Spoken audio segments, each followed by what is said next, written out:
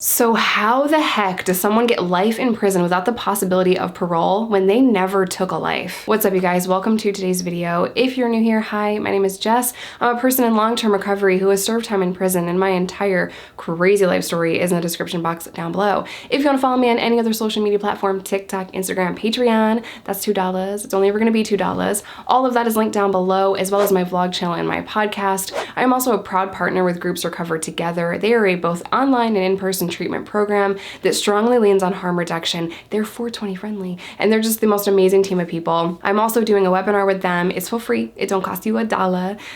The webinar is about my recovery. You can submit questions. I will leave that in the description box as well if you would like to register for that. It's happening November 17th, 2021, so check that out. But we have a lot to cover today, so let's go ahead and kick this thing off.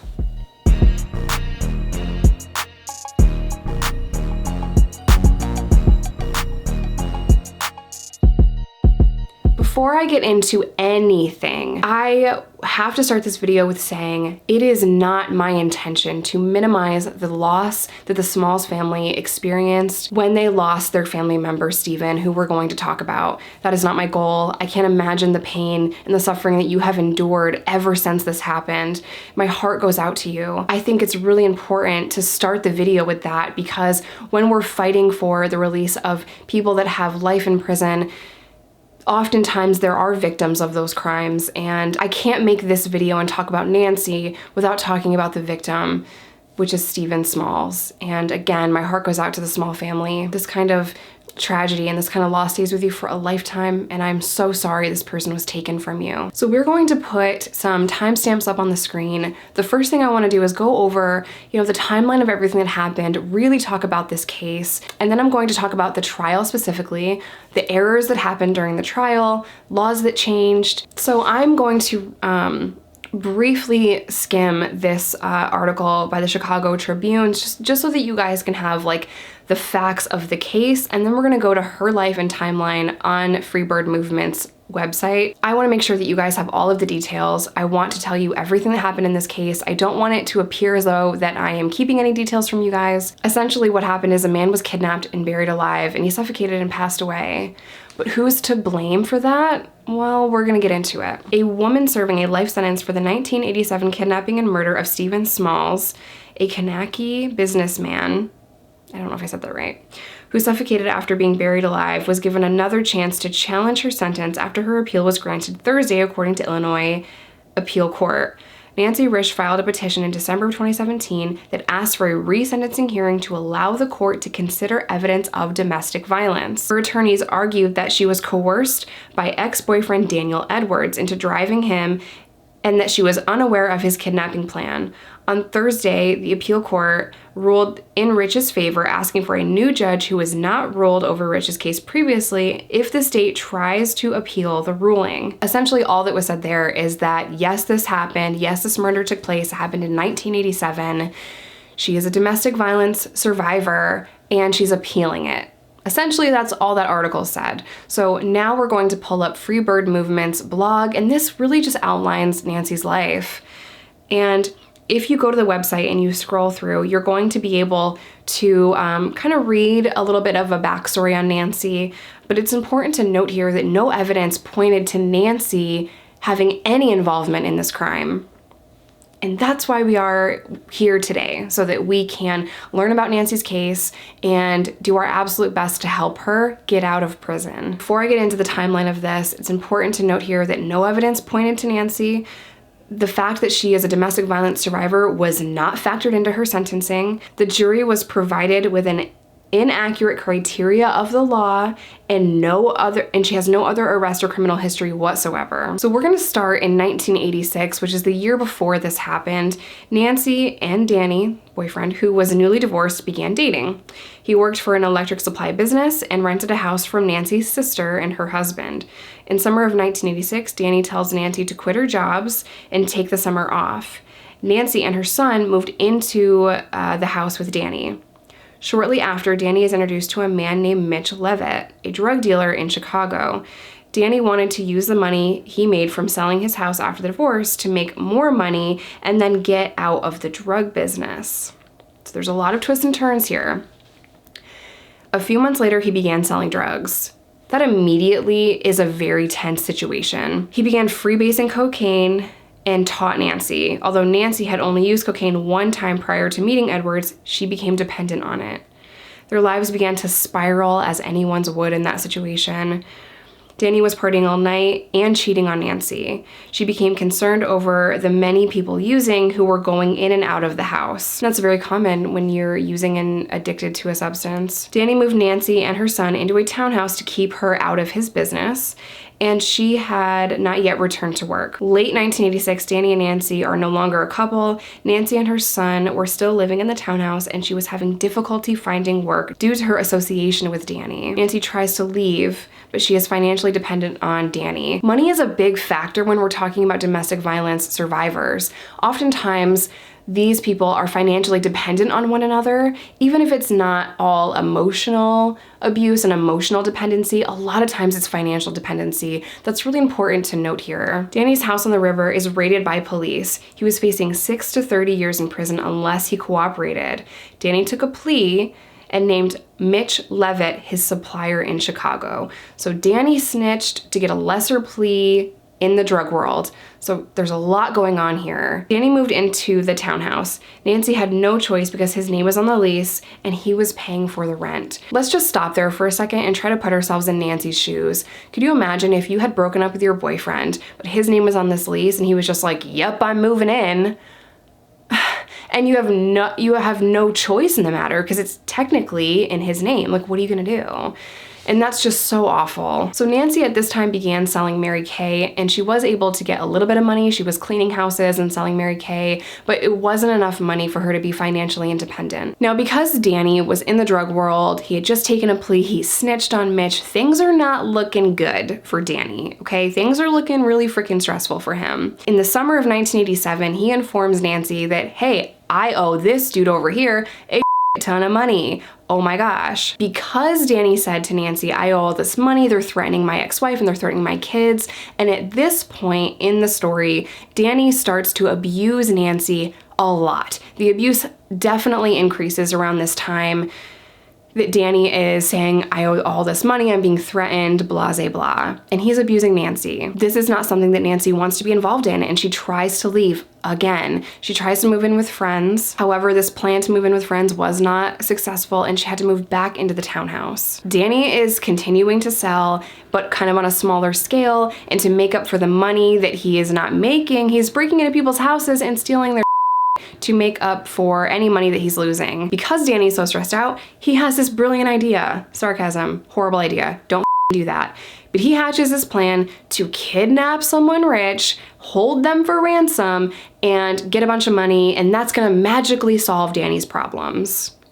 And it's at this scene that everyone's like, oh my God, don't do that, right? Any logical, sober person would not think to do this. But when we're in the drug world and we're dealing with these kinds of people, in our drug addict minds, the ends justify the means. And I'm mentioning that because it seems like, oh, I'll just kidnap this person briefly. I'm not gonna hurt them. I'll get the money and we'll be good to go. It never works out that way. Things always go wrong. It never goes the way that you plan it while you are high on drugs, right? Danny has already decided who he's going to kidnap, and then he starts to build a box. Now, he informs Nancy that it's just a box for his tools, because what else would it be? Not a coffin. Late August of 1987, Danny starts to act really weird. He's acting strange, even for him, which is a quote from Nancy. And Danny decides he's gonna steal a gun and handcuffs from one of his friends. We're just like slowly escalating this situation, right? Like, he's hatched the plan, he's thinking about the plan, he's making the box, stole a gun, got some handcuffs. Like, it's all coming into play. And I know that if you're on the outside looking in, we can say like, oh my God, look at all these red flags. Like, this is so many red flags. Nancy needs to get out of here. Yes, but when you're in it, when you're really close to the problem, you can't see the full picture. A really good way to understand how someone from the inside, and when someone is in a situation like this, they can't see the full picture, this is what it looks like to someone in the situation. You're like, what the heck is that? I don't know what's going on. But everyone else on the outside is like this. It's a book. Oh, Larry Lawton, shameless plug. Gangster Redemption, it's a really good book. But to everyone else, it's like, oh my gosh, it's a book. Nancy, get out, run. But when you're in it, you can't see it. And even though your gut is telling you something is wrong, you just want to believe that everything's okay. So Danny tells Nancy that he's being forced to do something dangerous. But Nancy has maintained that she had no idea what this dangerous thing was, even though, yes, Danny is acting weird, he's acting stranger than usual, and then he said he's being threatened and he owes drug money, and now he has to do something dangerous. August 30th, 1987, Nancy received frantic and crazy calls. These calls to Nancy that scared her, Danny later admitted in trial that he was calling Nancy to frighten her so that she would drive him somewhere. Okay, hopefully we're all on the same page. September 1st, 1987, Nancy goes to a Mary Kay party, is acting completely normal, and asks the host if she can clean the house to earn some extra money, because that's what Nancy's trying to do. She's trying to do whatever she can to earn money so that she will be okay. Here's where the murder happens. The night of September 1st / September 2nd, around midnight, Danny has Nancy follow him in a van. Now remember, Danny has frightened her. He has called her, he said, people are gonna come kill me and my ex-wife and the kids, like, you have to do what I say, I have to do something dangerous. So Nancy's now following Danny in a van because she's being threatened to do so. So Danny drove to a friend's house to park the van, and since this was a friend that turned Danny into the police, Nancy just believed this was a drug deal. Like, everything's normal in our lives, it's just drugs, right? Danny got into Nancy's car and told her to drive to the gas station. He got out, walked about 6 feet to a payphone, and made a call with his back to the car, and Nancy didn't hear the call. This call that Nancy did not hear was the first call that Danny made to the Small family demanding ransom. What's absolutely heartbreaking here is that Stephen Small's then 14-year-old son is the one that answered this phone call. Danny pretends on the phone to be a police officer and says to this kid, you need to go get your dad because property has been stolen. I need you to identify property. Like, how freaking traumatizing to a 14-year-old kid. And that's why I wanted to start this video with saying how traumatic and awful this must have been for this family. It's so heartbreaking. So Danny then says that he runs down the alley from the park to the Small home, confronted Stephen Small as he was driving out of the garage. Danny was wearing a darkened, full-face motorcycle helmet, and he pointed to the gun at Stephen and told him to drive to Aurora Park. Once there, Danny forced him into the trunk of his own car and drove to Witchert Sands area, about 15 minutes outside of Kanaki, where he previously buried the box. Keep in mind, Nancy left, right? And now Danny has kidnapped Stephen. Danny handcuffed Stephen, led him to the box, and had him read a note while he recorded it on a cassette tape. That's important later. Now, the note that Stephen was forced to read at gunpoint demanded $1 million from the Small family. Danny closed the box, covered it with sand. He put some PVC pipe, can't ever say that, in the box, as well as water, a milk jug filled with water, and some candy bars. Danny was hoping that that would provide him with enough air. That's also important to this case because intent matters. So did Danny go there with the intent to kill Stephen? Judging from what we know so far, the answer would be no, because he's trying to provide him with things that will allow him to breathe. Although I'm not a fan of Danny, he should be in prison for the death of Stephen. It's important to know intention here. I'm just saying, throwing it in. 2:30 a.m. Nancy is at the townhouse in her car. Nancy was unaware of what was happening and she wasn't even on the scene, right? So she picked up Danny, brought Danny back to his van, and then they drove separately home, and Nancy went to sleep. At 3:30, Danny leaves by himself for about 20 minutes, 3:30 a.m. Now this is where Danny makes another phone call to the Small family, and this phone call was recorded. It's important to note here that Nancy's voice was not on this, so it is confirmed that she did not go when he made this call. 7:30 a.m. on September 2nd, Nancy wakes up, goes to take her son to school. Danny suggests that they go to the dog groomer because that's a priority right now. Like, what the So after the dog groomers, Danny's like, hey, can you take me to this road on a ranch? And Nancy does that. And while as weird as that might sound, this is a normal thing in the drug world. So Nancy believes at this point, this is just all drug related things, I'm guessing. At 4:30 p.m., Nancy returns from her sister's to pick up Danny from the ranch. 5 p.m., Danny tells Nancy to stop the car about 10 feet from a drive-up payphone at a gas station. He got out of the car at the gas station, went up to the payphone. Do you guys remember those? Maybe we can put up a picture for nostalgia. But he gets out of the car, goes to the payphone, calls the small family, and the whole time he's on that phone, his back is to Nancy. Nancy's in the car. And that was confirmed by eyewitnesses. During that phone call where Danny has his back to Nancy, he asked Mrs. Small, do you have the money? And Danny started to suspect that the cops were at her house, because he just kidnapped her freaking husband. So of course the cops are there. Now on September 3rd, 1987, Nancy and Danny were arrested. Nancy was questioned 8 times over 4 days for over 15 hours. This is what's really heartbreaking. Her attorney, who was an acquaintance of Stephen Small, only spent 10 minutes with her and did not inform her that she had the right to remain silent. He also didn't prepare her for what was about to happen at all. He was not a criminal defense attorney, and he also neglected to tell her his ties to the Small family. That is really important here. It's also important to note that the Small family is very wealthy and prominent in that area. All of the press coming out around the time of Stephen's murder, was so biased. They all painted Nancy out to be a cold-blooded murderer. And I think that happens a lot when we're talking about murders involving someone that is a victim of domestic violence. They were both tried separately and they were both convicted. This is really important to note here too. From 2013 to present, Danny has had numerous conversations with investigative journalist Jim Ridings, who has also written a book on this case.